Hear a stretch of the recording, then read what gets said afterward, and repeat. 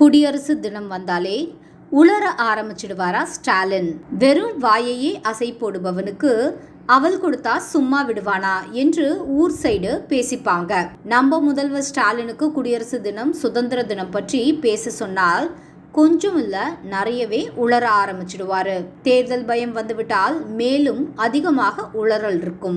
இப்போது தேர்தல் சீசன் வேறு, குடியரசு தினமும் சேர்ந்து வந்துடுச்சு.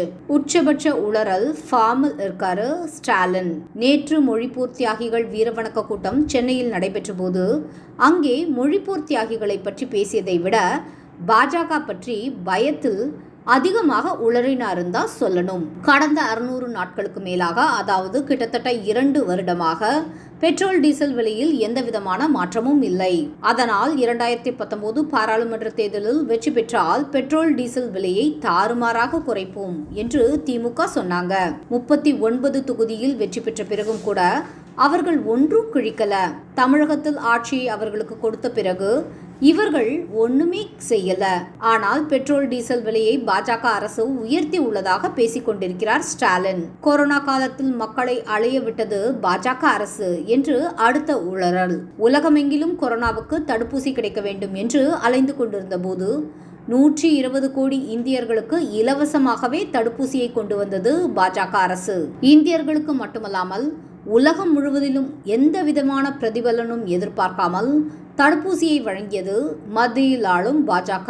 அதற்கு நன்றி தெரிவிக்கும் விதமாக பப்புவா நியூகினியா அதிபர் மோடி அவர்களின் காலில் விழுந்து நன்றி தெரிவித்தது ஸ்டாலினுக்கு தெரிந்திருக்க வாய்ப்பில்லை. பாவம். அடுத்ததாக கோயிலை காட்டி வட மாநிலங்களில் வெற்றி பெற நினைக்கிறது பாஜக என்று மீண்டும் ஒரு உளறல். கோவில் கட்டப்படும் முன்பாக தான் வட மாநிலங்களில் கடந்த 5 மாநில தேர்தலில் 3 முக்கியமான மாநிலங்களில் பாஜக வெற்றி பெற்றது.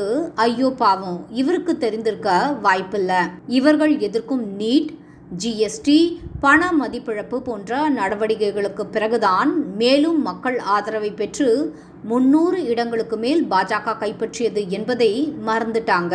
இன்னும் தேர்தலுக்கு 3 மாசம் இருக்கு சார்.